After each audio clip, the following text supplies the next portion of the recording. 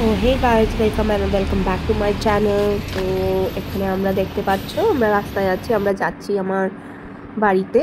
তো উৎপল এসছে, তাই ভাবলাম যে একটু বাড়ির থেকে আসি গিয়ে। তো আমরা বেরিয়ে পড়েছি, আর ওয়েদারটা এত সুন্দর করে রেখেছে।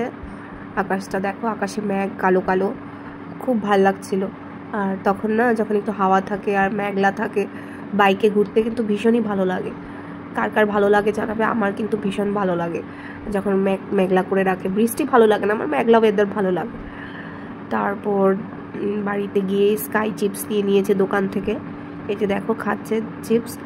তারপর বিকাল দিকে খাওয়া দাওয়া করে আমরা শুয়েছি। তারপর বিকাল হতে না হতেই 4টার দিকে বৃষ্টি চলে এসছে, একদম ঝমঝম বৃষ্টি।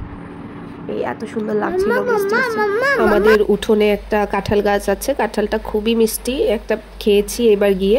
আর আম গাছও আছে, আমগুলি বিশাল বড় বড়, যে কারণে ঢাল ভেঙে ভেঙে পড়ে গেছে, আমের ভার নিতে পারিনি।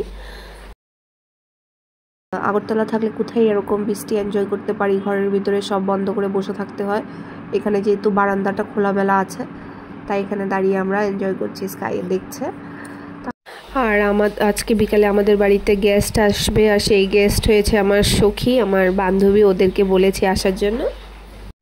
অনেক দিন হয়ে গেছে আমাদের দেখা হচ্ছে না, তাই আমরা আজকে মাটন বানাচ্ছি।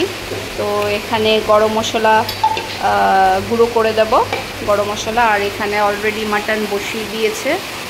এই যে উৎপলবাবু আসার সময় মাটন নিয়ে এসছে, তো আমাদের মাটন হচ্ছে। এখানে আলুগুলো ফ্রাই হচ্ছে, পেঁয়াজ ফ্রাই হবে। তো আমি ঝটপট করে গরম মশলাটা গুঁড়ো করে দিই। তো চলো সঙ্গে থাকবো।